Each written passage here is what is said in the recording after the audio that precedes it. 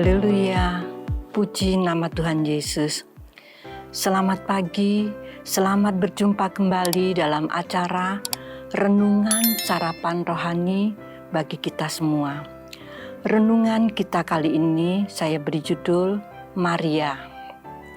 Saudara, memasuki bulan Desember, kita teringat dengan kelahiran Tuhan Yesus Kristus yang kita kenal dengan hari Natal.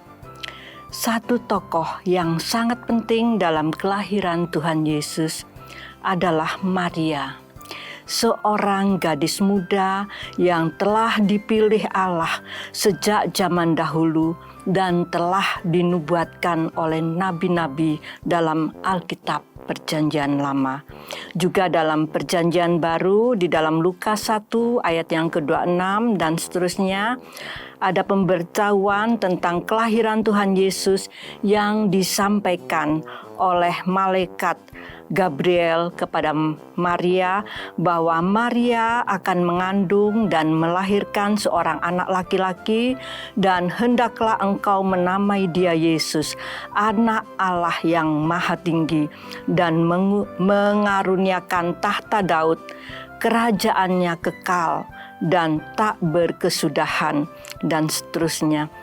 Maria terkejut. Bagaimana mungkin ini dapat terjadi karena aku belum bersuami, katanya. Kemudian jawab malaikat tersebut, Roh Kudus akan turun atasmu dan kuasa Allah yang Maha Tinggi akan menaungi engkau, sebab anak yang akan kau lahirkan akan disebut Kudus, anak Allah. Di dalam Lukas 1 ayat yang ke-38, Maria menjawab, sesungguhnya aku ini hamba Tuhan, terjadilah padaku menurut perkataanmu itu. Di dalam ayat yang ke-46 sampai yang ke-51, nyanyian Maria, jiwaku memuliakan Tuhan dan hatiku bergembira karena Allah juru selamatku, dan seterusnya. Tidak banyak Alkitab berbicara tentang Maria setelah kelahiran Tuhan Yesus. Ada beberapa hal yang akan saya sampaikan.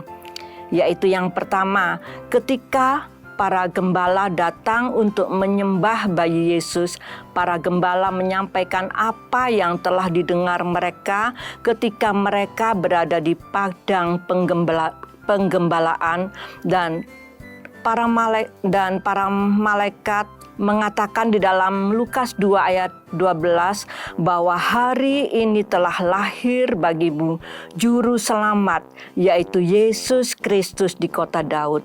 Dan ayat 14, kemuliaan bagi Allah di tempat yang maha tinggi dan damai sejahtera di antara manusia yang berkenan kepadanya. Ibu Maria menyimpan perkataan para gembala itu di dalam hatinya. Yang kedua, ketika Ibu Maria menyerahkan Tuhan Yesus pada usia 8 hari untuk memenuhi hukum Taurat, yaitu disunat, Simeon, orang yang saleh dan benar di hadapan Tuhan, dan seorang nabiah wanita bernama Hana menyambut bayi Yesus sebagai Mesias yang dijanjikan Allah bagi keselamatan bangsa-bangsa. Yang ketiga, ketika usia Tuhan Yesus 12 tahun, ia berbincang-bincang dengan para alim ulama tentang firman Tuhan di bait Allah. Mereka heran tentang kecerdasan Tuhan Yesus. Ibu Maria dan Bapak Yusuf mencari selama 3 hari dan menemukannya di bait Allah. Kata Yesus kepada mereka, mengapa kamu mencari aku? Tidakkah kamu tahu bahwa aku harus berada dalam rumah Bapakku?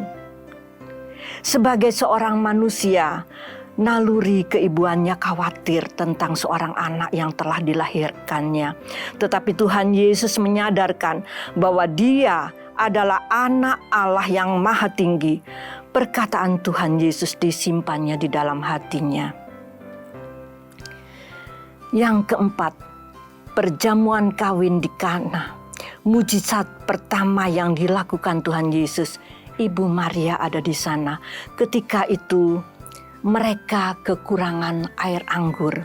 Kata Ibu Maria kepada para pelayan, Apa saja yang dikatakan oleh Yesus, buatlah itu. Mujizat pun terjadi. Air menjadi air anggur yang terbaik. Yang kelima, ketika Tuhan Yesus disalib menjelang kematiannya, Ibu Maria ada di sana menyaksikan penderitaan dan sengsara Tuhan Yesus. Saudara, kita melihat Ibu Maria sebagai hamba Tuhan yang sejati sesuai dengan pernyataannya dalam Lukas 1 ayat 38. Apa saja yang dapat kita teladani dari pribadi Ibu Maria? Yang pertama, dia menyatakan dirinya sebagai hamba Allah dan siap menerima tugas yang diberikan kepadanya dengan sukacita dan bergembira. Yang kedua, berani menanggung resiko dengan menerima tugas sebagai wanita yang mengandung dan melahirkan Tuhan Yesus meskipun dia belum bersuami. Resiko yang dapat terjadi yaitu hukum rajam sampai mati yang berlaku pada zaman itu. Tetapi Allah mengetahui dan mengutus malaikatnya datang kepada Yusuf serta menceritakan apa yang terjadi pada Maria, sehingga Yusuf mau menerima Maria sebagai istrinya, sehingga Maria terluput dari resiko yang tersebut. Yang ketiga, kerendahan hati Maria meskipun ia berjasa kepada dunia, sebab melalui dirinya juru selamat dunia telah lahir, tetapi dia tidak memegahkan dirinya sebab dia tahu Allah yang meninggikan orang yang rendah hati. Ini juga terdapat pada nyanyian pujian Maria. Yang keempat, kelembutan hati Maria. Meskipun berulang kali Tuhan Yesus menegur Ibu Maria, tetapi Ibu Maria tidak pernah berbantah sebab ia tahu bahwa anak yang dilahirkannya adalah anak Allah yang maha tinggi, yang dikandung oleh Roh Kudus, yang akan menyelamatkan manusia dari dosa serta memperoleh kehidupan kekal bagi orang yang berkenan kepadanya. Yang kelima adalah kesetiaannya. Dalam hal apapun juga, Ibu Maria selalu hadir di setiap kejadian yang dialami Tuhan Yesus sampai Tuhan Yesus mati di kayu salib. Ibu Maria ada di sana. Sejak kelahirannya sampai dia dewasa, Ibu Maria mengalami hal itu. Kemudian pada mujizat yang pertama yang dilakukan Tuhan Yesus, Ibu Maria ada di sana. Dia yang memberikan perintah kepada para pelayan sehingga para pelayan mematuhi apa yang diperintahkan oleh Tuhan Yesus. Sampai Tuhan Yesus mati di kayu salib, melihat kesengsaraan dan penderitaan Tuhan Yesus, Ibu Maria pun ada di sana. Dan dalam kebangkitannya, Ibu Maria juga menyaksikan di dalam pengangkatan Tuhan Yesus naik ke surga, Ibu Maria juga menyaksikan. Itulah yang dilakukan oleh Ibu Maria, yang menjadi teladan, yang dapat menjadi teladan bagi kita semua. Itu yang dapat saya berikan. Puji Tuhan Yesus, pada kesempatan ini saya mengucapkan selamat hari Natal. Tuhan Yesus memberkati kita semua. Amin.